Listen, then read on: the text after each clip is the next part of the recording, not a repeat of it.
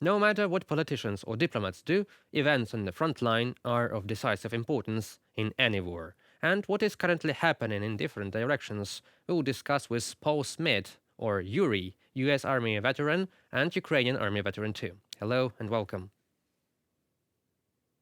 Nice to be here. It's really pleasant to see you in our studio.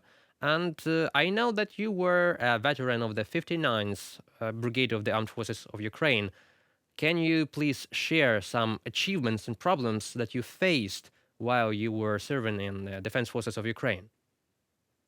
Some of the achievements that we had, I had been fighting since the beginning of the war. So I arrived into Ukraine in the March 13th of 2022.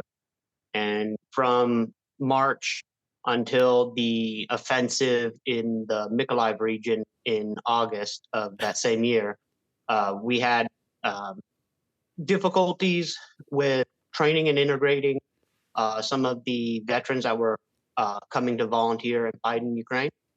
After that point, Ukraine had become very more professional with a lot of Western tactics, and we were able to achieve uh, victories against Russian positions uh, through a lot of these tactics, utilizing the donated weapon systems from the United States and her partners.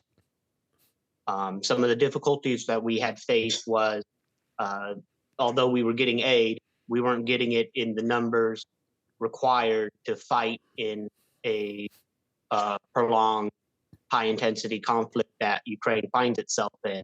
So we had to adapt and utilize what we had and Ukrainian ingenuity in order to make the most of what little we were donated. And the international support for Ukraine from the United States in particular is still going on. How Yeah. insufficient numbers it could change the situation on the battlefield, in your opinion, and why these decisions are made so slowly?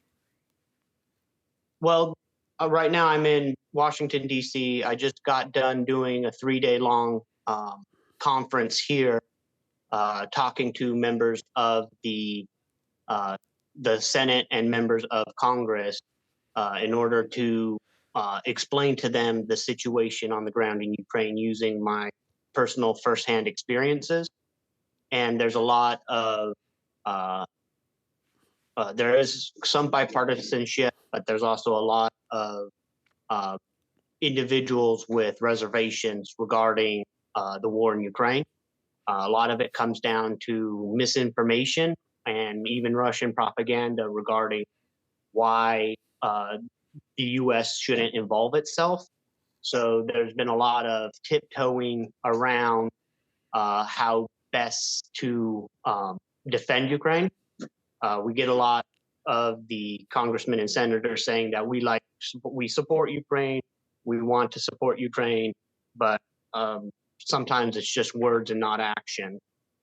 And it's important to realize that not only is this war um, a lot more intense than what the United States had experienced both in Iraq and Afghanistan in the early 2000s combined, but the largest amount of material and finance needed to successfully win against an adversary the size of Russia with its partners, Iran and North Korea.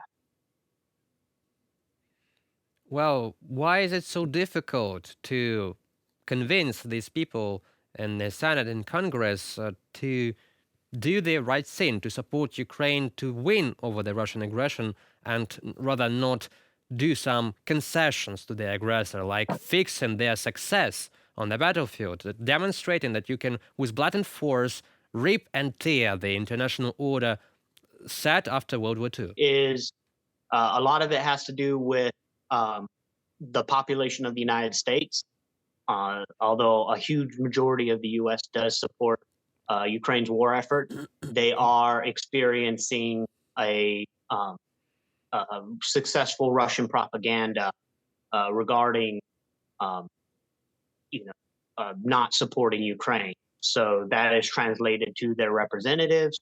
Although their representatives do receive a lot more information regarding uh, the situation on the ground in Ukraine, a lot of that's not really well conveyed to the American population.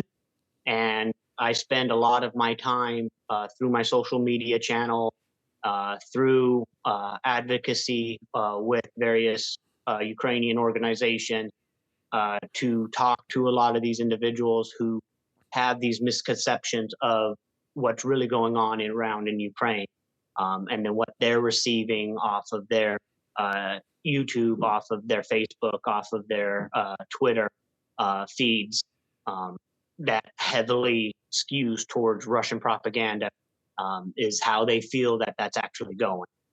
So it's not only a battle on the battlefields of Ukraine, it's also a battle here with the people of the United States and the Western countries in what is really happening in Ukraine.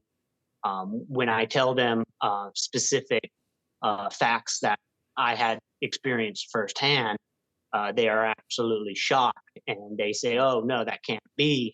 And I would have to like remind them that I have video, or this is a photo of me there, like I saw it with my own eyes, I had experienced it. Yeah, and just one short lasting question. Are we moving in the direction of allowing hitting Russian bases with ATACMS missiles, with Western missiles? Are we moving in that direction? That is that is the main purpose of why I was here in Washington D.C. these last few days. I was using the example of the Iraq War back in the '90s, where Iraq invaded Kuwait. The United States didn't just bomb the Iraqi forces in Kuwait; they were able to strike military targets all over Iraq. And I was explaining that they're expecting Ukraine not to be able to hit these staging areas. Ukraine has become very capable at improvising and even rapid prototyping of various new weapon systems, such as the drones that took out those ammunition depots. And but those drones aren't big enough to take out the explosives on those drones aren't big enough to take out the airstrip of a base that's launching glide bomb.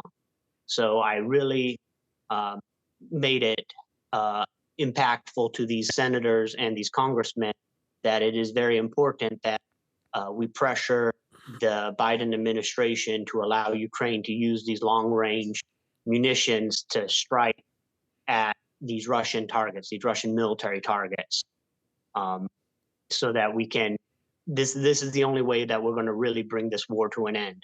This is my third trip to DC since I returned from the front lines in Ukraine last year, and the first two times I went to DC, I was begging them to give me a rocket launcher so I can blow up a tank. Now I'm telling them we need that rocket to blow up the tank factory because the Russians are just replacing that tank within a few weeks. And I'm going to have to replace that, ask them for another rocket launcher soon after. So the quickest and the cheapest way to end this war is for Ukraine to be able to destroy these Russian targets inside Russia. Thank you for what you're doing for your advocacy. That is really important to have it in Mhm. directly in DC. So thank you and have a nice day. Thank you. You have a good day too. Slava Ukraine. Героям слава.